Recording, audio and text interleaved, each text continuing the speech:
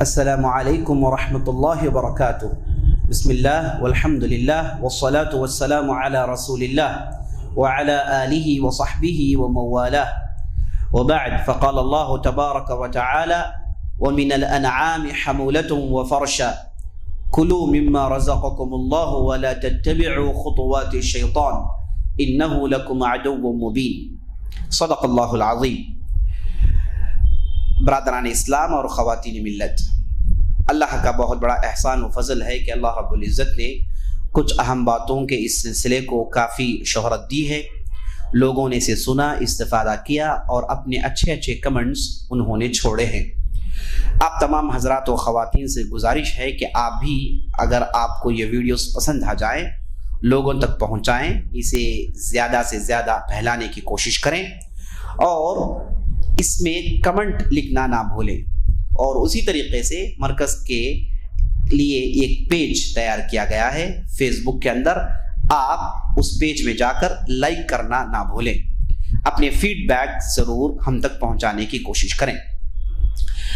آج ہم جس مدعے کے تعلق سے گفتگو کرنے والے ہیں ایک اہم مدعا ہے۔ پچھلے کئی دنوں سے واٹس ایپ اور دوسرے سوشل میڈیا کے اندر ایک ویڈیو پھیلایا جا رہا ہے، سرکولیٹ کیا جا رہا ہے، جس کے اندر گائے کی گوشت کے متعلق گفتگو کی گئی ہے، اور وہ صاحب نے اپنے اس گفتگو میں اگرچہ ایک حدیث بیان کی ہے، لیکن ساتھ ساتھ انہوں نے ایک ایسا منظر پیش کیا ہے گویا کہ گائے کی گوشت کو کھانا ایک جرم ہے اور نبی صلی اللہ علیہ وسلم نے اسے حرام قرار دیا ہے۔ آج ہم اسی چیز کو لے کر گفتگو کرنے والے ہیں۔ سب سے پہلے ہم تمام یہ جان لیں کہ اس کے متعلق ایک حدیث حاکم کے اندر موجود ہے۔ اس حدیث کے الفاظ یہ ہیں، آپ صلی اللہ علیہ وسلم نے کہا علیکم بألبان البقر فإنها دواء وبأسمانها وإياكم ولحوم البقر فإن لحومها داء، رواہ الحاکم۔ آپ صلی اللہ علیہ وسلم کہتے ہیں آپ تمام کو چاہیے کہ گائے کے دودھ کو پئیں اور اس کے مکھن سے فائدہ اٹھائیں، کیونکہ اس میں شفا ہے، اور گائے کے گوشت میں ضرر ہے، نقصان ہے اور اس میں بیماری ہے۔ حاکم کی روایت، یہ روایت دوسری حدیث کی کتابوں میں بھی موجود ہے۔ آئیے دیکھتے ہیں کہ سب سے پہلے اس حدیث کے متعلق محدثین نے کیا کہا ہے۔ اکثر و بیشتر محدثین نے یہی کہا ہے کہ یہ حدیث ضعیف ہے۔ ابن الجوزی رحمۃ اللہ علیہ نے یہاں تک کہہ دیا کہ یہ حدیث موضوع ہے، اور دوسرے دیگر محدثین نے اس حدیث کو ضعیف قرار دیا۔ لیکن ہمارے اس دور کے ایک بہت بڑے محدث جن کا نام شیخ الالبانی رحمۃ اللہ علیہ، انہوں نے اپنی کتاب السلسلہ الصحیحہ والضعیفہ میں اس حدیث کو حسن قرار دیا ہے۔ انہوں نے اس حدیث کا دراسہ کیا، اس کے متن اور اس کے سند کو پڑھا، مختلف روایات اور مختلف طرق کو انہوں نے دیکھ کر انہوں نے اس حدیث کو حسن قرار دیا۔ اگر یہ حدیث حسن ہو جائے تو اس حدیث کو ماننا پڑے گا۔ اگر ہم جب اس حدیث کو مان لیں گے تو مسئلہ یہ ہے کہ یہ حدیث قرآن کی بعض آیتوں سے ٹکراتی ہے اور خود نبی صلی اللہ علیہ وسلم کی دوسری حدیثوں سے بھی ٹکراتی ہے۔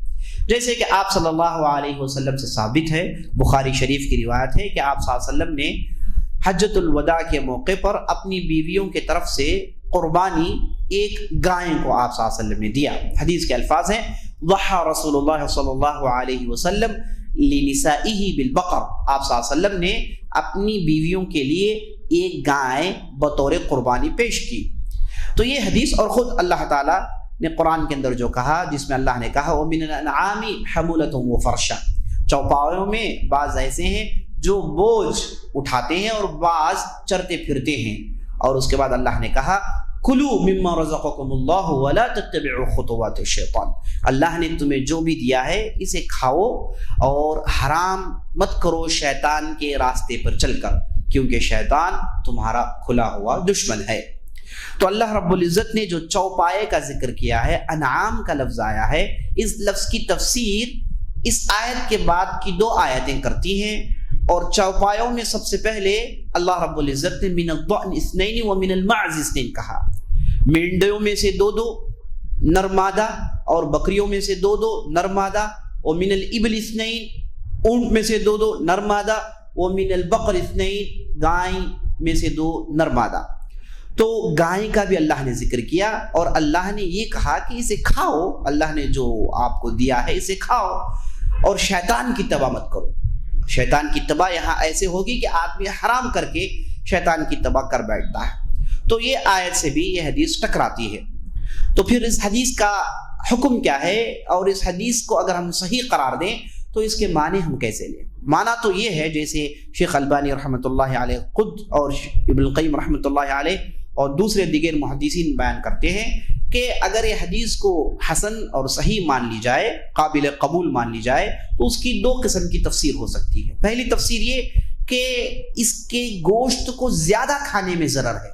بیماری اس وقت ہے جب آدمی اسے زیادہ کھاتا ہے، اور دوسرے بہترین گوشت کو چھوڑ کر جیسے گائے کا، جیسے بکری کا گوشت ہو گیا، اون کا گوشت ہو گیا، انہیں چھوڑ کر آدمی صرف اسے کھاتا رہے تو وہاں پر بیماری کے اندیشے ہیں.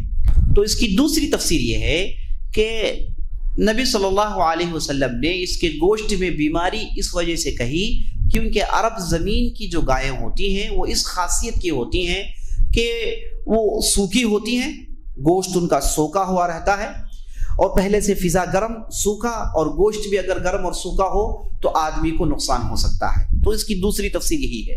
تو عرب کی زمین کی گایوں کے لیے یہ خاص حکم ہے. البتہ عرب کے علاوہ جو بھی زمینیں جیسے ہندوستان ہے، دوسرے علاقے ہیں، یہاں کی گایوں کو کھانے میں کوئی حرج نہیں. تو اس حدیث کی یہ دوسری تفسیر ہے. بہرحال انسان، اللہ رب العزت نے اس گوشت کو جب حلال قرار دیا تو اسے اچھے انداز سے کھا سکتا ہے. لیکن قابل غور بات یہ ہے کہ جب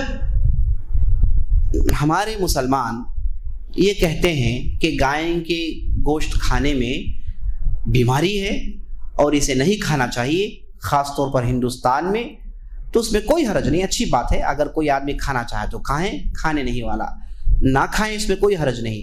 لیکن دوسرے دشمنان اسلام کی مداہنت کرتے ہوئے، ان کے سامنے اپنے گھٹنے ٹیکتے ہوئے یہ کہیں کہ بھائی اسے کھانا چھوڑ دیں، تو یہ غلط بات ہے، یہ شریعت کی مخالفت ہوگی. ہم اس کی بھی مخالفت کرتے ہیں کہ بعض لوگ گائے کے گوشت کو کھا کر دوسرے ہندو بھائیوں کو ورغلاتے ہیں، پریشان کرتے ہیں، یہ کہتے ہیں کہ دیکھو ہم تمہارے معبود کو کھا رہے ہیں. ایسا کرنا بھی اسلام میں اس کی اجازت نہیں ہے. یہ غذا ہے جسے اسلام نے حلال قرار دیا، آدمی کے لیے بالکل جائز ہے کہ وہ کھا سکتا ہے، لیکن یہ کھا کر دوسروں کو ٹھیس پہنچانا، انہیں ورغلانا، یہ بات اچھی نہیں. اور بعض ویڈیوز بھی ہم دیکھتے ہیں جس میں گائے کو ذبح کر کے اور دوسرے طریقوں کو دکھا کر دوسرے لوگوں کو پریشان کیا جا رہا ہے.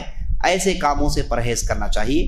تو بس اسی سے ہم اپنی بات ختم کرتے ہوئے اللہ سے دعا کرتے ہیں کہ ہم نے جو بھی کہا، جو بھی سنا ہے، اس کے مطابق عمل کرنے کی توفیق بخشے. سبحان ربک رب العزت عما یصفون وسلام علی المرسلین والحمد للہ رب العالمین.